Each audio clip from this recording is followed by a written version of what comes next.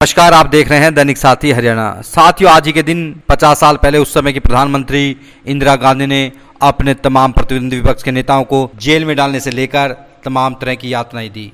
वहीं प्रेस पर सेंसरशिप लगा दी गई, मतलब मिसेज गांधी की परमिशन के बगैर कुछ छापना या प्रसारण संभव नहीं था। मतलब लोकतंत्र का गला घोंट दिया गया। 25 जून 1975 से लेकर 21 मार्च 1977 तक देश में आपातकाल लागू रहा। इसी के चलते भारतीय जनता पार्टी पूरे देश में 25 जून को संविधान हत्या दिवस के रूप में मना रही है। हरियाणा में ऐसे कई बड़े नेता हैं जिन्होंने आपातकाल के दौरान अनेक यातनाएं झेली। हरियाणा की एक ऐसी शख्सियत है भाजपा के वरिष्ठ नेता प्रोफेसर रामविलास शर्मा। विरोध कर रहा एक जत्था जब अचानक गायब हुआ तो प्रोफेसर शर्मा को झज्जर जिले की नाहड़ चौकी के सामने प्रदर्शन करने भेज दिया गया। हालांकि नाहड़ अब रेवाड़ी जिले में कोसली क्षेत्र में है।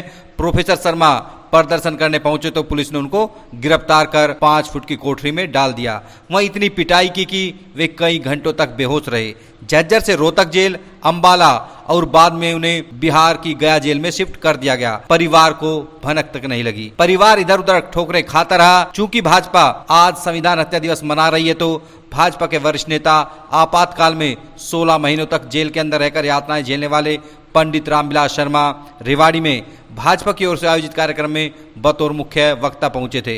यहां पर रामविलास शर्मा ने पूर्व सीएम बंसीलाल से लेकर आपातकाल घोषित करने वाली पूर्व पीएम इंदिरा गांधी, वहीं विपक्ष के नेता राहुल गांधी सहित तमाम मसलों पर अपनी बात रखी। वहीं किस तरह से यातनाएं झेली उनको भी साझा किया। वहीं उनकी दाढ़ी नहीं कटवाने का राज क्या है इस पर भी खुलासा किया। बावर रोड स्थित एक निजी होटल में आयोजित कार्यक्रम के दौरान भाजपा जिलाध्यक्ष वंदना पोपली, पूर्व जिलाध्यक्ष हुकमचंद यादव, प्रीतम सिंह चौहान के अलावा अनेक भाजपा पदाधिकारी एवं कार्यकर्ता मौजूद रहे। वहीं मंच संचालन पंडित हिमांशु पालीवाल ने किया। आज के दिन श्रीमती इंदिरा गांधी ने संविधान का कत्ल किया था।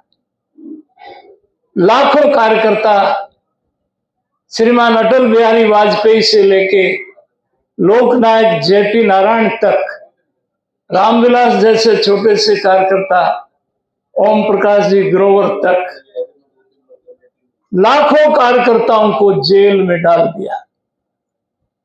पत्रकारिता पर पाबंदी लगा दिया। इंडियन एक्सप्रेस अखबार जो संपादकीय कॉलम होता था उस पर कालिख पोत देता था। बोलने पर पाबंदी, गतिविधि पर पाबंदी। जगमोहन लाल सिन्हा जस्टिस ने इंदिरा जी का चुनाव अनैतिक अपनाने से चुनाव रद्द कर दिया।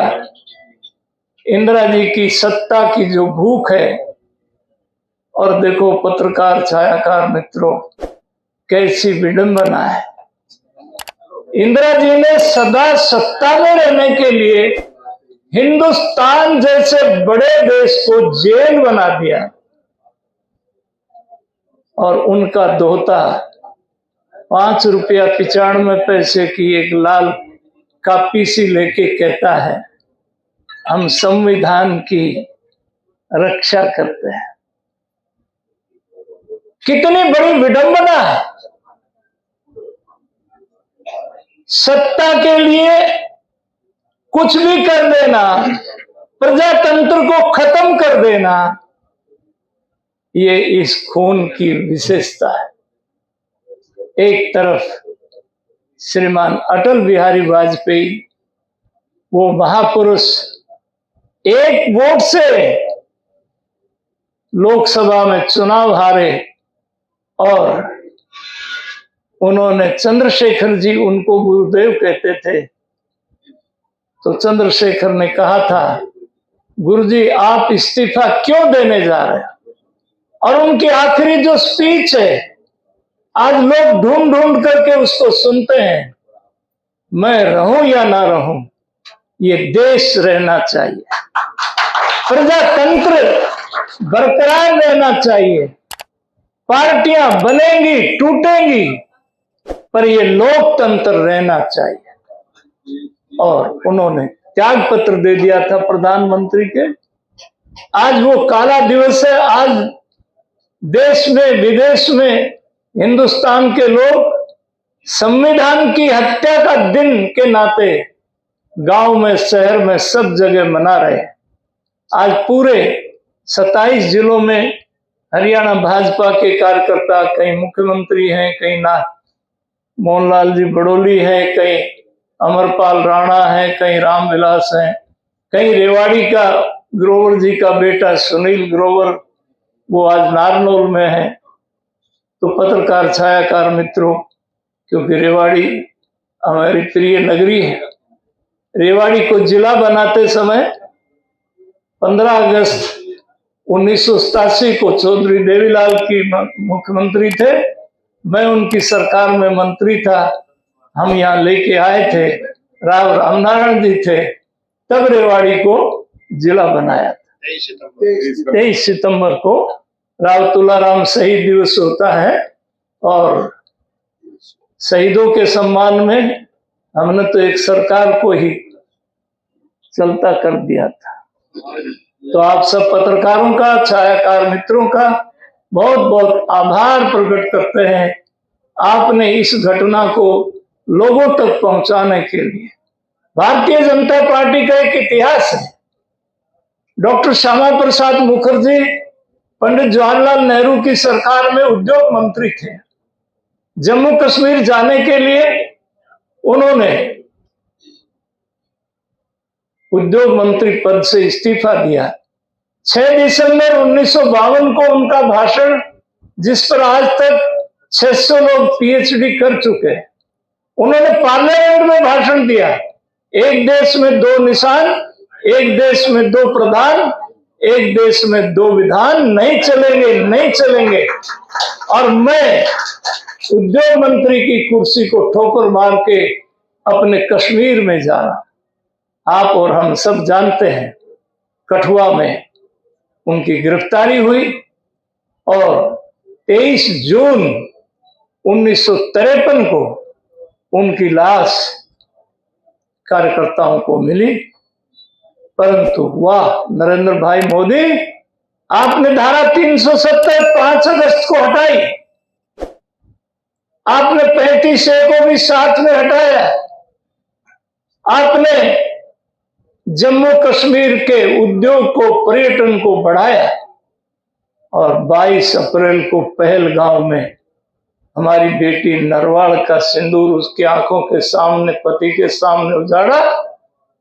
आपने 22 घंटे में 100 से ज्यादा आतंकवादियों को तबाह कर दिया, उनके ठिकाने तबाह कर दिया। आज पूरी दुनिया में हिंदुस्तान के पार्लियामेंट मेंबर ओबीसी, असीदुन ओवैसी को पूछा गया अरब कंट्रीज में कि आप पाकिस्तान का बहुत विरोध कर रहे हैं, तो ओवैसी ने भी कहा था मेरी मिट्टी से भी खुशबू आएगी वफा की। कांग्रेस के सब पार्टियों के लोग देश हित की बात करने के लिए पूरी दुनिया में गए। देश रहेगा तो पार्टियां रहेंगी। शशि थरूर गए, सलमान खुर्शीद गए, पर एक आदमी को तकलीफ हुई कि इंदिरा जी ने संविधान की हत्या की, देश को जेल बनाया, वो दिवस क्यों मनाया जा रहा है? ये तो इतिहास है, इसको कोई मिटा नहीं सकता। आप सब कार्यकर्ता भाई बहनों को बधाई देता हूं। इतनी बड़ी संख्या में सारे मंडलों से लोग आए। नहीं, नानी कसम करके भाग गई, दोहते को दंड मिल रहा है। भारतीय जनता पार्टी देश की राजनीतिक गंगा है। अभी क्या गारंटी है कुछ लोग और नहीं आएंगे? लोग आशावादी हैं। जो भारतीय जनता पार्टी की विचारधारा से सहमत है तो वो भारतीय जनता पार्टी में है। आज माधवराव सिंधिया का बेटा ज्योतिरादित्य सिंधिया बीजेपी में है। आप क्या गारंटी है शशि थरूर नहीं आ जाए? क्या गारंटी है सलमान खुर्शीद नहीं आ जाए? वो तो यही रखे आदेश तो नहीं, आदेश नहीं, उन्होंने बाकायदा अब की बात जो लोग अपन देसी भाषा में एक पाड़ी ऐसा होता है जिसके 50 डांगर सुबह उसको खोल के देते हैं प्रीतम चौहान, और शान ने 40 उल्टे लावे, किसी का पूंछ टूटा पावे, किसी के सींग टूटे पावे। और एक ऐसा कामयाब पाड़ी होता है उसको 40 डांगर देते हैं, वो 60 कर की लावे, किसी को पुचकार की लावे, किसी को घास खुआ के लावे।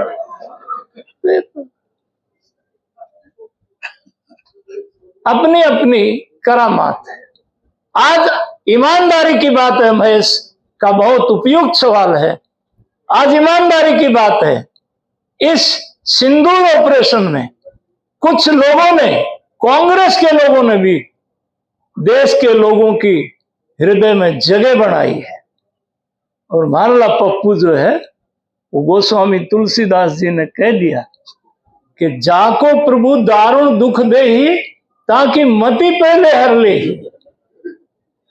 लोग आपस में मजाक करते हैं कि पाकिस्तान रेडियो क्या कहता है, बोलो राहुल गांधी के बयान पढ़ लो ना, वही कहता है। 28 सितंबर 2016 को पहली सर्जिकल स्ट्राइक नरेंद्र भाई मोदी की सरकार ने की थी। अरविंद केजरीवाल और राहुल गांधी के बयान उठा के देख लो, पाकिस्तान के टीवी चैनल वही दिखाते थे जो ये बोलते थे। बोलो क्या प्रमाण है, सर्जिकल स्ट्राइक हुई है कि नहीं हुई?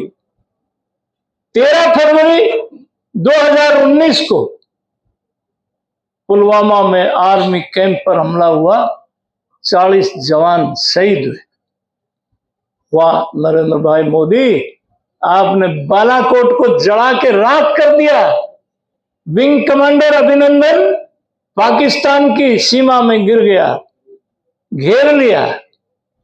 विंग कमांडर के पास कुछ जरूरी कागजात थे, कुछ पानी में फेंक दिए, कुछ कागजों को निगल गया पेट में। पाकिस्तान की आर्मी ने कहा क्या नाम है, क्या देश है? बोले भारत माता की जय। और वहां का विदेश मंत्री रशीद ने कहा कि इमरान खान तो आया नहीं, बाजवा आया था, कपकपी चढ़ी हुई थी, माथे पर पसीना था। बोलो लाहौर की तरफ 21 मिसाइल नरेंद्र मोदी ने फिट कर दिए। विंग कमांडर 9:30 बजे वापस आया कि नहीं आया? यूं तो बाढ़ के सारे खड़े हो कि वो पी की कोई भी गाड़ दे दे, पर जो करके दिखाता है। हमारा राजनाथ सिंह कहता है पहले छेड़ेंगे नहीं फिर छोड़ेंगे नहीं। मैं आपको एक अंदर की बात बता रहा हूं, किराना हिल्स में पाकिस्तान ने माफी मांगते हुए सीज फायर क्यों किया, हाथ क्यों जोड़े? किराना हिल्स में पाकिस्तान का परमाणु प्रोजेक्ट है। जो ब्रह्मोस मिसाइल उस अजहर मसूद की खाट में जाके लगी ना, वो एक किराना हिल्स में काका उस पाइप को लीक कर दिया।